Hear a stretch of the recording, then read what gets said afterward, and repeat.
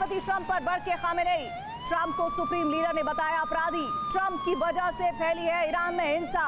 और साथ ही खामेनेई की ट्रंप को चेतावनी। क्या है वो चेतावनी? दरअसल वो कह रहे हैं कि ट्रंप को नहीं बख्शेगा ईरान। ये इस वक्त की बड़ी खबर।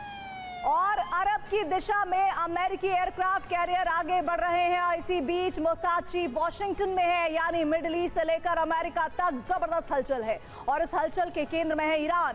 रिपोर्ट्स की माने तो ईरान पर स्ट्राइक का फैलना लगातार जो फैसला है उसे टालने की कोशिश एक छल हो सकता है डोनाल्ड ट्रंप का।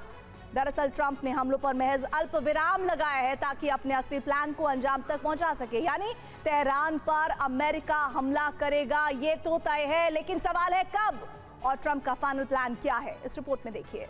इस ऑपरेशन में ट्रंप का मकसद अरब में मौजूद अपने सहयोगियों को नुकसान से बचाना और खामेनेई शासन के अंत की 100% गारंटी सुनिश्चित करना है। इस बात की प्रबल संभावना थी कि ईरान पर हमले से राष्ट्रवाद की भावना पैदा होती और प्रदर्शन रुक जाते। सऊदी, कतर, यूएई, कुवैत जैसे देशों को डर था कि बाद में ईरान उनसे बदला लेता और ईरान को रोकने के लिए इस वक्त अरब में अमेरिकी नौसेना पर्याप्त नहीं है।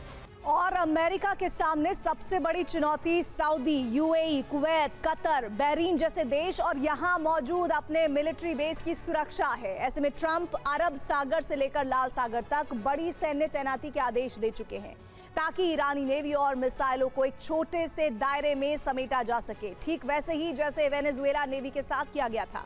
दरअसल अमेरिकी स्ट्राइक के बाद ईरान अरब में मौजूद अमेरिका के मित्र देशों पर हमला करेगा। इन हालातों में अमेरिका समंदर से ईरान की सभी बैलिस्टिक मिसाइलों को तबाह कर देगा। इनके अलावा ईरान की नेवी हॉर्मुज स्ट्रेट को ब्लॉक करती है तो अमेरिकी नेवी आसानी से ईरानी शिप्स को तबाह कर देगी ताकि हॉर्मुज स्ट्रेट से व्यापार लगातार जारी रहे। दरअसल हॉर्मुज स्ट्रेट दुनिया का सबसे महत्वपूर्ण तेल चेक पॉइंट है। यहां से प्रतिदिन हर रोज 20 मिलियन बैरल तेल का व्यापार होता है, जो वैश्विक समुद्री तेल व्यापार का 25 से 27% के आसपास का है।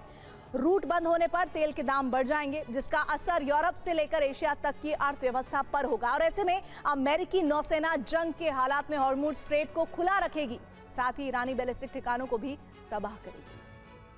यूएसएस अब्राहम लिंकन और यूएसएस रूजवेल्ट पर हर वक्त 5000 से ज्यादा नौसैनिक तैनात रहते हैं। इनके ऊपर 100 से 120 फाइटर जेट मौजूद होते हैं और 15 से 20 हेलीकॉप्टर तैनात रहते हैं। इसके अलावा 3-3 डिस्ट्रॉयर भी इनके साथ रहते हैं, जो ईरान को समंदर से काटने के लिए काफी है। मोसाद चीफ डेविड बार्नियर ने यहां स्टीव विटकॉफ से मुलाकात की।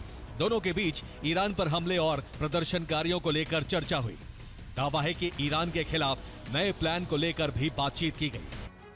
ट्रंप के टारगेट पर ईरान के बैलिस्टिक मिसाइल ठिकाने और लॉन्चर्स हैं, लेकिन अमेरिकी एयरफोर्स के सामने बड़ी चुनौती जाग्रोस पर्वत श्रृंखला है, जो तुर्की, इराक और ईरान में फैली है।